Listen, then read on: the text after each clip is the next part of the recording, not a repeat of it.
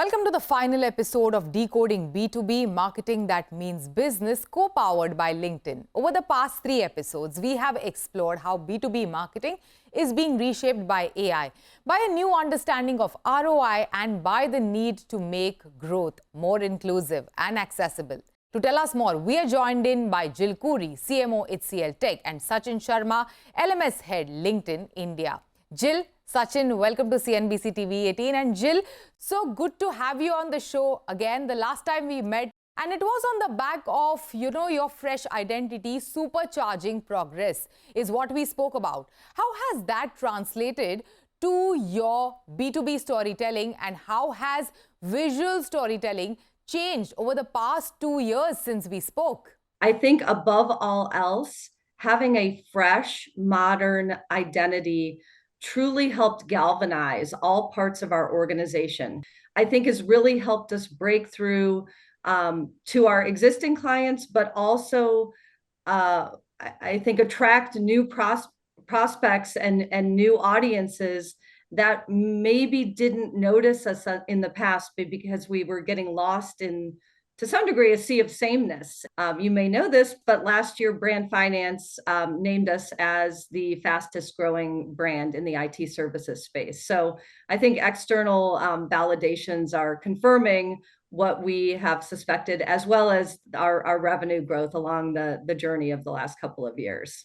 If you can elaborate a bit more on that, Sachin, and help us understand how is visual storytelling changing on LinkedIn as a platform? Jill's highlighted a very interesting and a critical point, which is that we have a very crowded digital landscape. Attention is the new currency that marketers are chasing. So it's obvious that you have to create an impact, but it has to be a long-standing impact. Shibani, last year we commissioned our research, the Business of Influence research, where we spoke to 1,700 plus B2B tech buyers. And the one thing that stood out is that there is a massive shift in how they want to and how they are receiving information.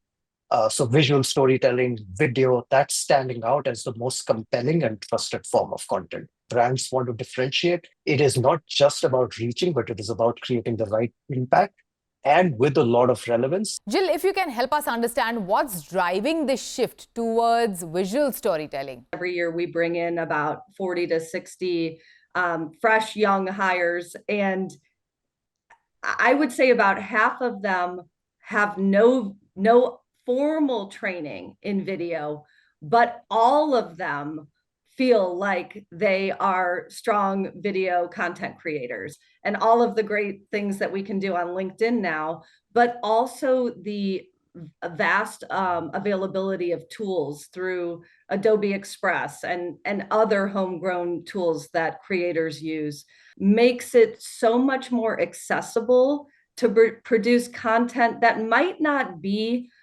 fully professional, ticked and tied, and going through all of the editing that I recall us doing in the past to get a video out the door.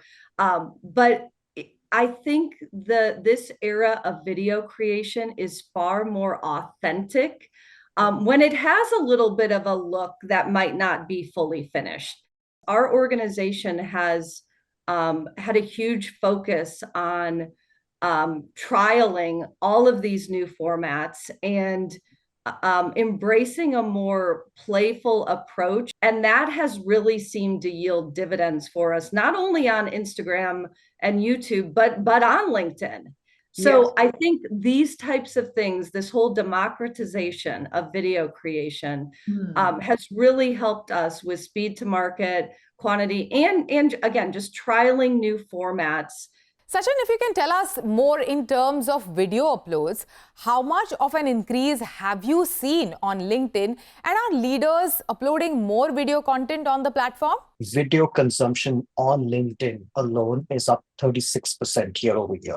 But we are also seeing that content creation, there is twice as much video content being created today than any other format. There's more of video content being uploaded, but more of it is also being consumed. In B2B marketing, I think the most important thing is for a brand to be remembered. If you can grab attention, you create the mental association. If you have the mental associations, you are thought of in the right buying situations.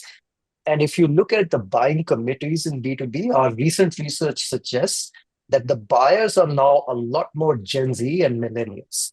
And so you can imagine how this becomes even more effective because in their day-to-day life, they are consuming video. They're very used to this content format. So it works beautifully when a B2B entity, when something like NHC and Tech under Jill's leadership, they are using the content that these people are accustomed to, are comfortable with, and that creates the impact that they're looking for.